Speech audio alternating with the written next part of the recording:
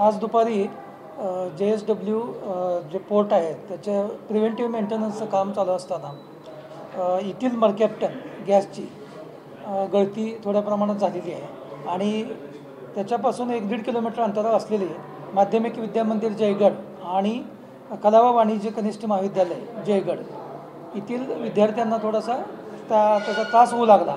त्यांना आता आपण सिव्हिल हॉस्पिटल आणि काही प्रायव्हेट ठिकाणी ॲडमिट केलेलं आहे.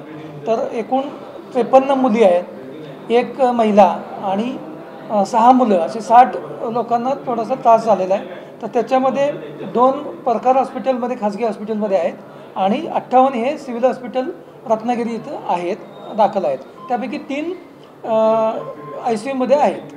आता मी मगाशी जाऊन आलो, 2 मुली त्या व्यवस्थित स्टेबल आहेत आणि डॉक्टरांना विचारलं होती काही शिफ्ट करायची गरज आहे का, त्यांनी नाही म्हणून सांगितलेलं आहे.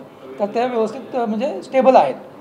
आणि प्रशासनानं अजून काही जर कुणाला गावामध्ये सुद्धा पथक आम्ही पाठवलेलं आहे की अजून कुणाला काय त्रास होतो आहे का तर तपासणी चालू आहे. जर त्यांना आणायचं असेल तर त्यांना आणण्याची पण आपली तयारी ठेवलेली आहे. आणि इथं सुद्धा जर एक्स्ट्रा कुणाचं अजून ॲडमिशन करायचं लागलं आपल्याला तर बेडची पुरेशी व्यवस्था प्रशासनानं केलेली आहे.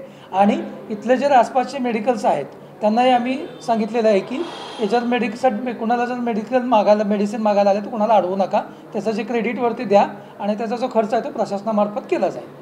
कंपनीशी काय बोलणं झालं किंवा अधिकाऱ्यांशी? कंपनीचं अजून काही नाही. आम्ही आता सध्या आमचे प्रमुख हे आहे हे सध्या उपचार ह्या विद्यार्थ्यांचा करणं हे प्राथमिक आमचं सध्या हे आहे.